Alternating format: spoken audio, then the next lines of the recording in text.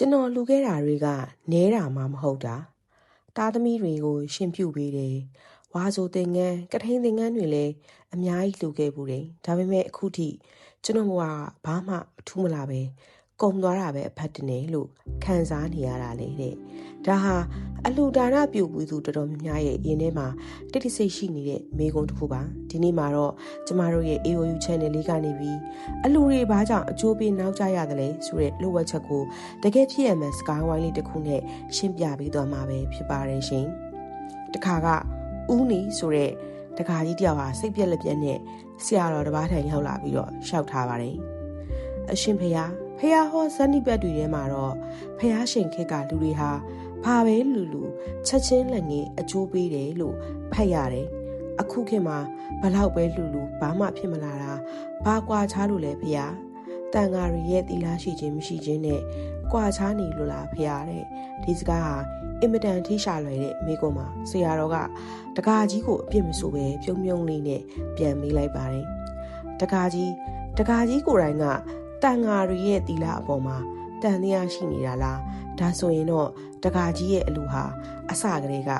စိတ်မတန့်ရှင်းတော့ဘူးပေါ့တဲ့ကဲဒါကိုခဏထားအောင်တကာကြီးကိုကျွန်တော်မေးပြရစီတကာကြီးလှူတဲ့နေရာမှာချက်ချင်းလက်ငင်းပြန်ရခြင်းနဲ့ဆိုတဲ့အတွေ့နဲ့လှူနေတာလားတဲ့လူကျင်တာပေါ့ဖေဟာချမ်းသာခြင်းလို့လှူတာပဲဟာကိုတဲ့ဆရာတော်ကတကာကြီးရဲ့ယူသားမှုသဘောကျပြီးသားသမီးနဲ့ဥမာပေးကဆက်ပြီးတော့ဆုံးမပါတယ်တကာကြီးမှာသားသမီးတွေရှိတယ်မဟုတ်လားသူတို့ကိုကျွေးမေးပြုစုပညာသင်ပေးနေတာဟာဘလို့ရွယ်ချက်နဲ့လဲတဲ့ဒါတော့တပည့်တော်တို့အိုလာတဲ့အခါသူတို့ပြန်ကြည့်ရမှာကိုတော့လိုချင်လို့ပါဖရားတဲ့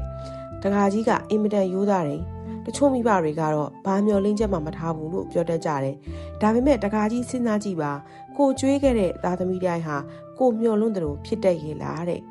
ဦးနီကတိတ်မရှိဘူးဖေဟာကိုကသာပေးခဲ့တာသူတို့ကပြန်ကြည့်တာနဲတယ်ဖေဟာတဲ့ဒီနေရာမှာဆရာတော်ကတကယ်အနှစ်ရသာကိုမိန့်ကြားလိုက်ပါတယ်ဒါဟာသားသမီးအပြစ်မဟုတ်ဘူးတကာကြီး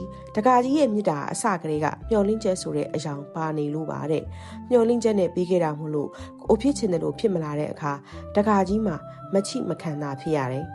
အလှပေးတဲ့နေရာမှာလဲချမ်းသာခြင်းနဲ့လောဘကိုအခြေခံပြီးလှူတာမို့လို့အကျိုးပေးကမတန်တာပါတဲ့ဆရာတော်ကတကာကြီးကိုနောက်ထပ်မိကုံတစ်ခုထပ်မိပါတယ်ဒီမိကုံကကျမတို့အားလုံးအတွက်လည်းဖြစ်ပါလိမ့်မယ်တကာကြီးလမ်းဘေးကအလှကန်တယောက်နဲ့ကြုံနေဆိုပါစို့တဲ့အိတ်ထဲမှာ1000နန်း9000နန်း1000နန်းနဲ့100နန်းအနှုတ်အနွမ်းလေးတွေ့ရပါတယ်ဆိုရင်တကာကြီးဘယ်ရက်ကိုဆွဲထုတ်လူတတ်တယ်လေတဲ့ဦးနီယာမဖြေနိုင်မင်းနဲ့ငြိမ်ကြသွားပါတယ်ကျမတို့တော်တော်များများဟာလှူတော့လှူကြတယ်ဒါပေမဲ့အကောင်းဆုံးကိုမပေးရဖဲအညံ့ဆုံးကိုရွေးလူတတ်ကြတယ်ကို့အတွက်အပိုလျံလေးတွေကိုပဲဖဲ့လူတတ်ကြတာပါရှေးတုန်းကပန်းတပွင့်လူလို့ချမ်းသာသွားတာမုတ်တစ်ဖက်လူလို့ဘယင်ကတော်ဖြစ်သွားတာတွေဟာအလူကံပုဂ္ဂိုလ်ကယဟန္တာဖြစ်တယ်လို့လှူတဲ့သူမှလည်းအဲ့ဒီမုတ်လေးဓမ္မမဟုတ်အဲ့ဒီပန်းလေးကလွဲလို့ဘာမှမရှိတော့တာပါသူတို့ဟာကိုအငတ်ခံပြီးလှူလိုက်တာမစားရလို့တေးရင်သေးပါစီဆိုတဲ့စိတ်နဲ့အသက်နဲ့လေးပြီးလှူခဲ့ကြတာတကာကြီးရဲ့တဲ့ဒီစကားကိုကြားတဲ့အခါဦးနီဟာမျက်ရည်ကျလို့မတက်နောင်နာရသွားပါတယ်ဝမ်းသာလိုက်တာဖေတပည့်တော်ရဲ့အတိအမှားတွေကိုပယ်ဖြောက်ပေးလို့ကျေးဇူးကြီးမှလာပါတယ်တပည့်တော်ဟာကိုယ့်ရဲ့ဖြစ်စလောက်ဘဟုတုတလေးနဲ့တန်ဃာတော်တွေအပေါ်မှာတော့အထင်သေးခဲ့မိပါတယ်ဖေဦးနီဟာအလှပေးတဲ့အခါမှာမိမိအတွက်ငဲ့ကပ်ခြင်းမရှိရဘူးဆိုတာကိုနားလည်သွားပါတယ်ဝေဒန်တရားမင်းကြီးတို့သူ့မိသားတရေသားတို့လိုအရာအလုံးကိုစွန့်လွတ်နေတဲ့စိတ်ထားမျိုးဟာချက်ချင်းလက်ငင်းအကျိုးပေးစေတဲ့အဓိကအကြောင်းရင်းပဲဖြစ်ပါတယ်အလှဆိုတာပေးကမ်းခြင်းတဲ့စွန့်လွတ်ခြင်းကပို့ပြီးတော့အနှစ်ရသာရှိပါတယ်ကျမတို့တို့တဲ့အခါမှာပြန်ရမယ့်အကျိုးကိုမမျှော်ကိုပဲကိုယ့်ရဲ့လောဘကိုတကယ်စွန့်လွတ်နိုင်ခဲ့ရင်အဲ့ဒီလူဟာတစ်ချိန်ချိန်မှာမလွဲမသွေအကျိုးပြန်ပေးမှာပါဒါပေမဲ့အကျိုးပေးတာကိုမျှော်နေခြင်းကစေတနာကိုညှိုးနှမ်းစေတတ်ပါတယ်စေတနာတန်ရှင်းလေလေအကျိုးပေးကကြီးမားလေလေပါပဲစွန့်လွတ်မှုကြီးမားသောအလှသည်သာဘဝကိုပြောင်းလဲစေနိုင်ပါတယ်တဲ့ဒီကနေ့တင်ဆက်ပေးခဲ့တဲ့အကြောင်းအရာလေးကကြီးစုသူတွေအတွက်တစ်ခုခုစဉ်းစားစရာရသွားလိမ့်မယ်လို့မျှော်လင့်ပါတယ်အလှပေးတဲ့အခါစိတ်ဓာတ်မှန်မှန်နဲ့လှူဒန်းနိုင်ကြပါစီရှင်ညီမတို့ရဲ့ AOU channel လေးကိုလည်း like and subscribe နဲ့အားပေးကြဖို့လည်းဖိတ်ခေါ်လိုက်ပါရရှင်အားလုံးပဲကိုယ်စိတ်နှပြကျန်းမာချမ်းသာကြပါစေရှင်